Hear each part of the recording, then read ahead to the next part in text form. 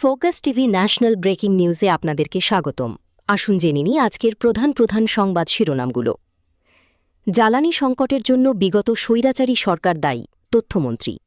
মূল্যস্ফীতির জন্য জ্বালানি তেলের মূল্যবৃদ্ধি দায়ী নয়, বাণিজ্যমন্ত্রী। দুর্নীতি করলে এই মন্ত্রণালয়ে ২৪ ঘণ্টাও থাকতে পারবে না, শিক্ষামন্ত্রী। নিরাপত্তা চাইলেন হান্নান মাসুদ, থানায় মামলা, জিডির পরামর্শ স্বরাষ্ট্রমন্ত্রীর। বাংলাদেশ ইইউ সম্পর্কের নতুন দিগন্ত, পিসিএ চুক্তির প্রাথমিক স্বাক্ষর। মন্ত্রী প্রতিমন্ত্রীদের ব্যক্তিগত সফরে সরকারি সেবা গ্রহণের মূল্য পরিশোধ করতে হবে।